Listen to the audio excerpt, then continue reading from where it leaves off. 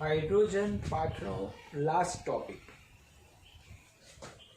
ભારે પાણી, એને હેવી વોટર તરીકે ઓળખવામાં આવે છે. આ ભારે પાણીનું સૂત્ર છે D2. H2O એ સાદું પાણી જે છે, જે આપણે પીવાલાયક છે અને જે આપણે જનરલી યુઝ કરી રહ્યા છીએ, એના જેવી જ ફોર્મ્યુલા H2O ની જગ્યાએ D2O, D ડ્યુટેરિયમ, હાઇડ્રોજનનો સમસ્થાન, જેમાં એક ન્યુટ્રોન, એક પ્રોટોન, એક ઇલેક્ટ્રોન છે. એનો ઓક્સાઇડ એ હેવી વોટર તરીકે ઓળખવામાં આવે છે, જેને ભારે પાણી કહેવામાં આવે છે. ભારે પાણી કે એનું વજન H2O કરતાં વધારે હોય છે. એનો બહોળા પ્રમાણમાં ઉપયોગ ક્યાં થાય છે? તો ન્યુક્લિયર રિએક્ટરમાં ન્યુટ્રોન મંદક તરીકે. ન્યુક્લિયર રિએક્ટર જે છે એ વિદ્યુત ઉર્જા પેદા કરવા માટે ખૂબ ઉપયોગી છે. મોટાભાગના જે વિકસિત અથવા વિકાસશીલ દેશો છે એ એને એપ્લાય કરી ચૂક્યા છે, કારણ કે આપ સૌ જાણો છો ખનિજ કોલસો, પેટ્રોલિયમ, આ બધા જે છે એ ઘણા બધા પ્રદૂષણ ફેલાવે છે. વધતા લાંબા સમય પછી એનો જથ્થો ખૂટી જવાનો છે, તો એના વિકલ્પ તરીકે ઘણા દેશો ન્યુક્લિયર રિએક્ટરથી વીજળી પેદા કરે છે. ભારતમાં પણ ઘણી જગ્યાએ ન્યુક્લિયર રિએક્ટર સ્થાપેલા છે. તો આ ન્યુક્લિયર રિએક્ટરમાં ન્યુટ્રોન મંદક તરીકે કેવી રીતે કામ કરે છે? ન્યુક્લિયર રિએક્ટરની અંદર તમને થોડુંક સમજાવું તો એક ચેમ્બર હોય છે. એ ચેમ્બરની અંદર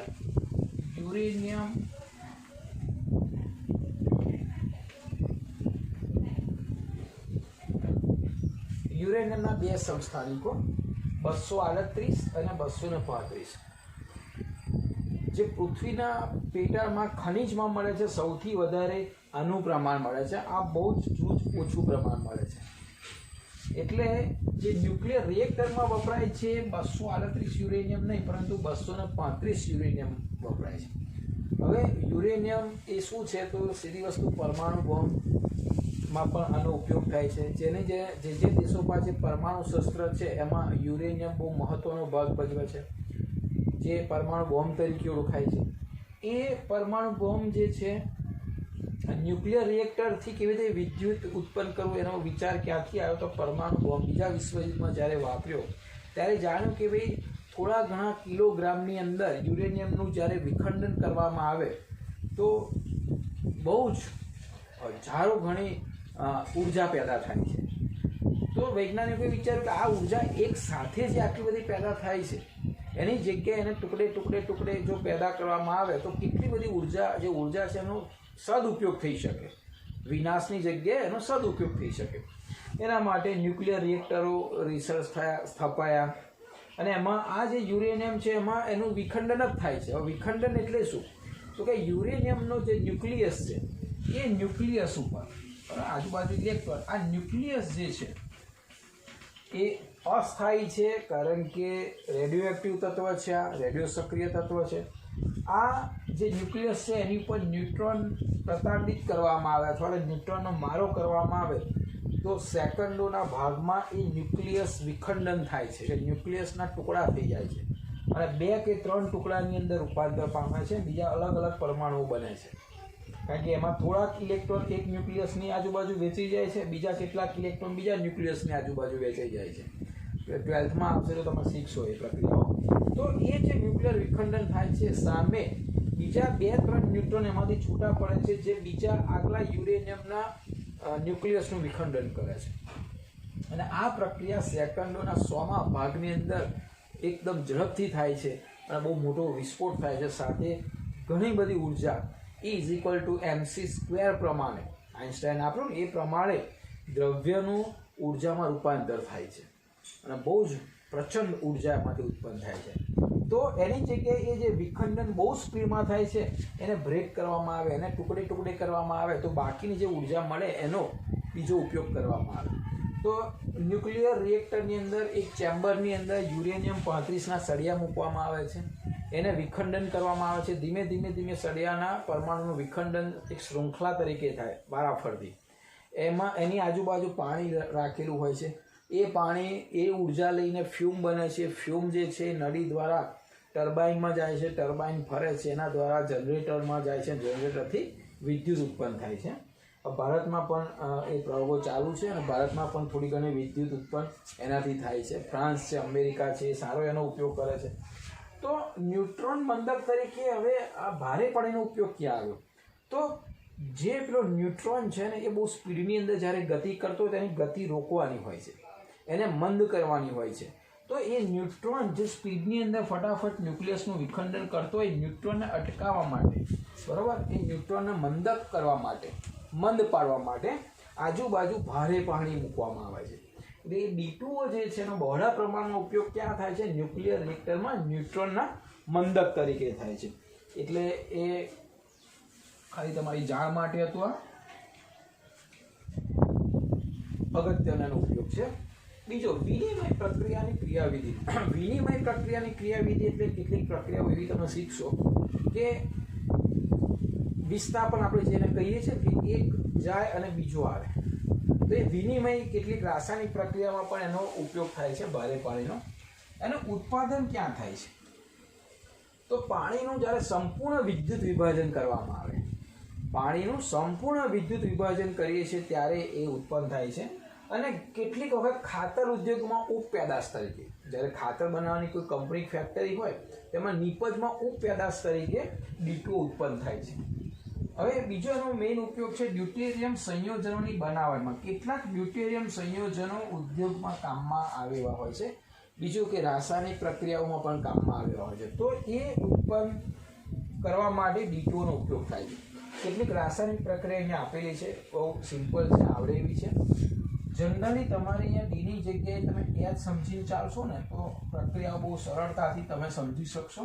કારણ કે આ એકચ્યુઅલી અત્યાર સુધી તમે બધી પ્રક્રિયાઓ H2ના સંદર્ભમાં જોઈ, સેમ જ છે. આ H2 જગ્યાએ D2O સેમ પ્રક્રિયા થાય. કારણ કે રાસાયણિક પ્રક્રિયા સમસ્થાનિકોની સરખી, ખાલી વેગ જુદો જુદો, રાઈટ.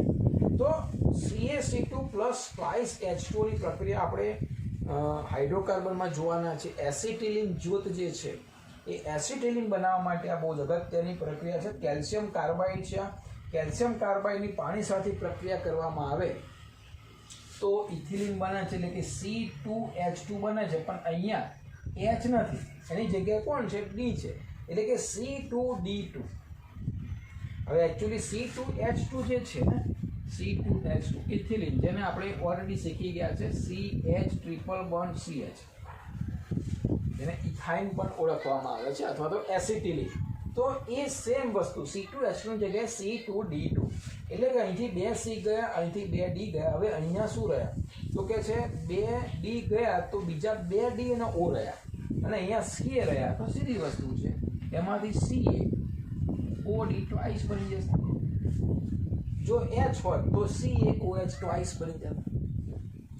બીજી પ્રક્રિયા SO3 પ્લસ H2 હોય તો H2SO4, સિમ્પલ પ્રક્રિયા છે. એની જગ્યાએ H ની જગ્યાએ આવશે D2. હવે સલ્ફ્યુરિક એસિડ બનાવો તો SO3 પ્લસ H2 તો H2SO4 બને. તો અહીંયા H2 ની જગ્યાએ D2 D2SO4. ત્યારબાદ પ્રક્રિયા છે Al4C3, એલ્યુમિનિયમ કાર્બાઇડ, 12D2O અથવા તો 12H2O સાથે પ્રક્રિયા તમે કરો તો આમાંથી જેટલા કાર્બન છે, બરાબર, એટલે કે એ 3 હોય તો 3, અને C ની જોડે અહીંયા H આવે, CH4 બનાવે તો અહીંયા CD4 બનાવે. એટલે કયો વાયુ ઉત્પન્ન થાય? જો H2O હોય તો એલ્યુમિનિયમ કાર્બાઇડ મિથેન વાયુ ઉત્પન્ન કરે, પણ અહીંયા H ની જગ્યાએ D છે એટલે 3CD4 ઉત્પન્ન થાય. પ્લસ એલ્યુમિનિયમ કેટલા રહ્યા? 4. તો હવે અહીંયા આગળ રહ્યા DO અને બરોબર, અને Al રહ્યા તો 4Al. તો DO એટલે આ રીતે આપણે લખી શકીશું OH ની જગ્યાએ OD, બરાબર. હવે એ કેટલા રહ્યા? તો 12 હતા, 12 માંથી 4 તરી 12 દુ 24 માંથી 4 તરી 12 ગયા, એટલે કેટલા રહ્યા? 3, બરાબર. એટલે આ OH ની જગ્યાએ OD અને Al ના 3 અહીંયા 1 અહીંયા, એટલે Al OD 3. આ રીતે સંયોજન બને છે. એક બે વખત લખજો એટલે પ્રેક્ટિસ થઈ જશે. તો ડ્યુટેરિયમ સંયોજનની બનાવટમાં એનો ઉપયોગ થાય છે.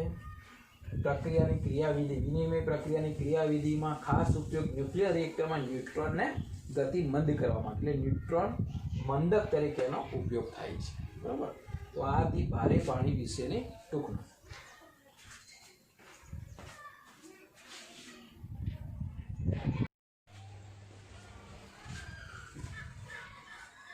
એક ટોપિક છે ઈંધણ તરીકે ડાયહાઇડ્રોજન. હવે પાઠની શરૂઆતમાં થોડીક માહિતી તમને એના વિશે મેં આપી હતી કે H2 ને ભવિષ્યના ઉર્જા સ્ત્રોત તરીકે જોવામાં આવી રહ્યો છે. બરાબર. તો એ કેમ છે એની થોડીક માહિતી અહીંયા આપેલી છે કે ભાઈ H2 સમાન દળનું જો પેટ્રોલ હોય, એટલે કે H2 નું જેટલું દળ હોય 1 કિલોગ્રામ હાઇડ્રોજન લઈએ અને 1 કિલોગ્રામ પેટ્રોલ લઈએ, તો સમાન દળના પેટ્રોલ અને હાઇડ્રોજન હોય તો પેટ્રોલ કરતાં હાઇડ્રોજનની દહન જે ઉર્જા ઉત્પન્ન થાય દહન કરવાથી એ કેટલા ગણી ઉત્પન્ન થાય? 3 ગણી ઉત્પન્ન થાય. તમને સરસ એક ટેબલ પાઠના એન્ડમાં આપેલું છે, એનો સરસ અભ્યાસ કરજો કે પ્રતિ મોલ હોય તો કેટલી ઉર્જા ઉત્પન્ન થાય, વજન હોય સરખું તો કેટલી ઉર્જા ઉત્પન્ન થાય, એટલે તમને એની કમ્પેરિઝન ખબર પડશે. ગ્રામ હોય તો કેટલી, પ્રતિ ગ્રામે કેટલી ઉર્જા ઉત્પન્ન થાય. તો સરખું દળ હોય તો હાઇડ્રોજન અને પેટ્રોલની વાત કરીએ તો પેટ્રોલના દહન કરતાં હાઇડ્રોજનના દહનથી 3 ગણી ઉર્જા ઉત્પન્ન થાય છે, એટલે બહુ ઇમ્પોર્ટન્ટ વસ્તુ છે. બીજું, પેટ્રોલની સાપેક્ષે પ્રદૂષણ ઓછું કરે છે, નહિવત કરે છે એવું કહીએ તો પણ ચાલે. હવે H2 ને સંકોચિત કરવામાં આવે, કારણ કે હાઇડ્રોજન વાયુ છે, એને દબાણ આપીને જો સંકોચિત કરવામાં આવે અને એકબીજાની નજીક એ અણુઓ ગોઠવાય, સામે એટલી ઉર્જાવાળું પેટ્રોલની ટાંકી હોય, તો પેટ્રોલની ટાંકી કરતાં જે H2 જે ટાંકીમાં છે ને એ ટાંકીનું વજન કેટલા ગણું થઈ જાય? 30 ગણું વધારે થઈ જાય. બંનેના દળની વાત કરીએ તો. હવે આ હાઇડ્રોજનનો સંગ્રહ માટે મેઇન જે પ્રોબ્લેમ છે તે અહીંયા એક છે. 20 કેલ્વિન ડિગ્રી સેલ્સિયસમાં તમે ગણી જોજો, તમને ખ્યાલ આવે કે કેટલા નિયરલી પહોંચી જઈએ છીએ આપણે. તો 20 કેલ્વિને ઠંડો પડે પછી પ્રવાહીમાં રૂપાંતર થાય, એટલે કે આ જે છે એનું ગલન બિંદુ છે 20 કેલ્વિને ઠંડો પડી પ્રવાહીમાં રૂપાંતર થાય.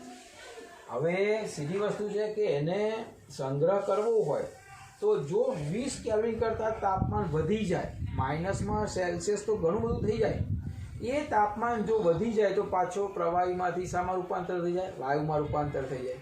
એટલે વાયુમાંથી પ્રવાહીમાં રૂપાંતર કરવું હોય તો 20 કેલ્વિન તાપમાને ઠંડો પાડવો પડે, જે બહુ જ ડિફિકલ્ટ છે. હવે ઠંડો પડીને ધારો કે એને પ્રવાહીમાં રૂપાંતર કરી દીધું, કારણ કે પ્રવાહી હોય તો સંગ્રહ કરવામાં સરળતા રહે ને વાયુ કરતાં.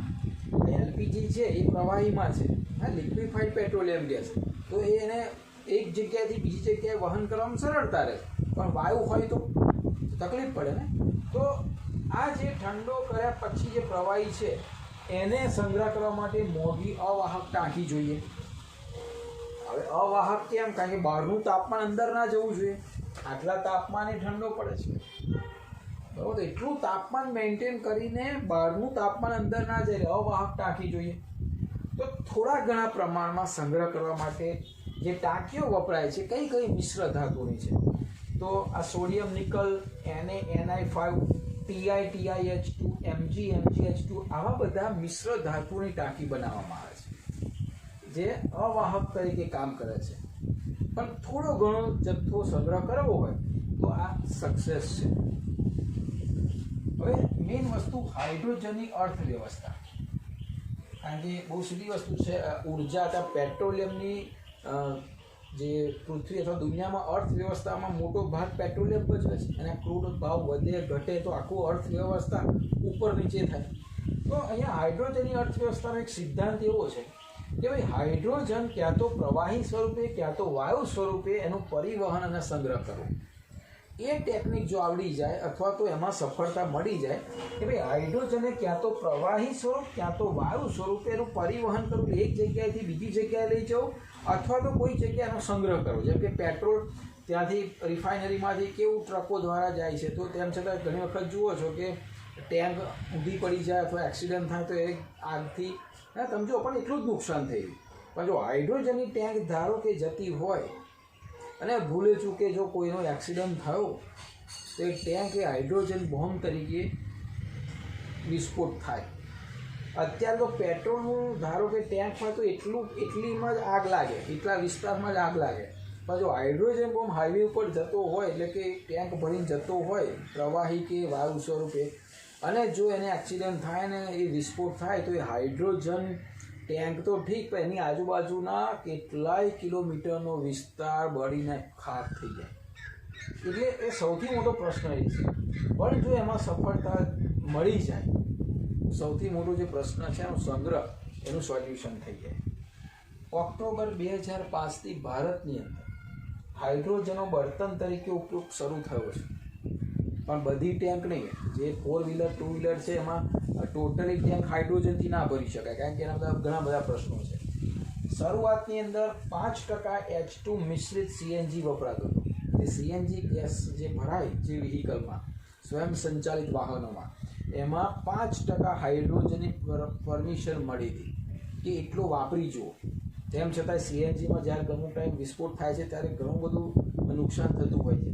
તો 5% H2 મિશ્રિત CNG ત્યારબાદ થોડુંક પ્રમાણ ટેકનિકલી વધારવામાં આવે છે, જો એ ક્યાં સુધી એ વધી રહે છે. બરાબર. પ્રવર્તમાન જે સૌથી વધારે અત્યારે ઉપયોગ થઈ રહ્યો છે બળતણ તરીકે, એ હાઇડ્રોજનનો ઉપયોગ બળતણ કોષમાં થાય છે, પણ પ્રવાહી હાઇડ્રોજન. બળતણ કોષમાં પ્રવાહી હાઇડ્રોજન અને પ્રવાહી ઓક્સિજન બંનેનો ઉપયોગ થાય છે, અને બંનેની પ્રક્રિયા, કારણ કે ઓક્સિજન તો જોઈએ દહન કરવા માટે, તો એ હાઇડ્રોજનનું બળતણ તરીકે દહનશીલ છે, ઓક્સિજન દહન પોષક છે. બંનેમાંથી ખાસ કરીને અવકાશયાના જે રોકેટો છે એમાં આનો ઉપયોગ થાય છે. તો અહીંયા સુધી જે વાત હતી એ ડાયહાઇડ્રોજનના પાઠ વિશે વાત હતી. આપણે એના અગત્યની ટૂંકનોંધો પણ જોઈ. બરાબર. હવે થોડા સ્વાધ્યાયના પ્રશ્નોની પણ આપણે ચર્ચા કરીએ. તો આ ટૂંકમાં છે ડાયહાઇડ્રોજન ઈંધણ તરીકે.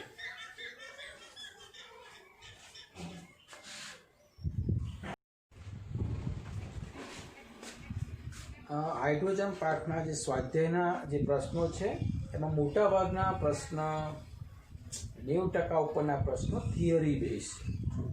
બરાબર. ટાઈમ મળે સ્વાધ્યાયના પ્રશ્ન વાંચજો, થિંકિંગ કરજો. મોટાભાગના આન્સર તમને બુકમાંથી સરસ રીતે મળી જશે. કેટલાક આન્સર એવા છે જેમ કે આનો ઉલ્લેખ એ એકચ્યુઅલી આપણે કોઈ આગળના પાઠમાં શીખી ગયા છે. તમને એક પ્રશ્ન એવો પૂછેલો છે કે વિદ્યુત વાહકતાના ક્રમમાં 3ને ગોઠવો. એમાં બીજો પ્રશ્ન છે આયનીય લાક્ષણિકતાના 3ને આ ક્રમમાં ગોઠવા 3ને. ત્રીજો પ્રશ્ન છે બંધ વિયોજન એન્થાલ્પીના ક્રમમાં ગોઠવો, અને હાઇડ્રાઇડના રિડક્શન કરતા ગુણધર્મના ક્રમમાં ગોઠવો. તો આ થોડુંક રિવાઇઝ કરી દઉં તમને. આયનીય લાક્ષણિકતા પ્રપોર્શનલ વિદ્યુત વાહકતા. જે સંયોજન વધુ આયનીય બંધનું લક્ષણ ધરાવે તેની વાહકતા વધારે હોય. તો આયનીય લક્ષણ આપણે આવર્ત કોષ્ટકમાં પણ શીખ્યા કે આયનીય લક્ષણ તો વિદ્યુત ઋણતાના તફાવતમાં હોય છે. વિદ્યુત ઋણતાનો તફાવત જેટલો વધારે તેટલું આયનીય લક્ષણ એનામાં વધારે, જેટલો તફાવત ઓછો તેટલું સહસંયોજક લક્ષણ વધારે. તો સહસંયોજક વહન નથી કરતા, પણ આયનીય સંયોજનો વિદ્યુત વાહકતા ધરાવે છે. તો BE, CA અને TI ની વાત કરીએ, બધા હાઇડ્રાઇડ જ છે. બરાબર, જે આપેલા છે. તો BE કરતાં CA નીચે આવે છે, એટલે કે એ ધન આયનનો ગુણધર્મ આના કરતાં વધારે ધરાવે છે. એના કરતાં TI એ પણ નીચે આવે છે. એટલે ટૂંકમાં જેમ તમે આ રીતે BE, CA અને TIમાં જાઓ તેમ આયનીય બંધની લાક્ષણિકતા વધતી જાય છે, અને આયનીય લાક્ષણિકતા વધે તેમ વિદ્યુત વાહકતા વધે. એટલે સૌથી વધારે વિદ્યુત વાહકતા TI નો હાઇડ્રાઇડ છે, ત્યાર પછી CA નો હાઇડ્રાઇડ છે, અને સૌથી ઓછો આ તો સહસંયોજક વલણ લગભગ ધરાવતું હશે, એ પણ આપણે શીખ્યું. બીજું, આયનીય લાક્ષણિકતા પ્રપોર્શનલ ધન આયનનું કદ.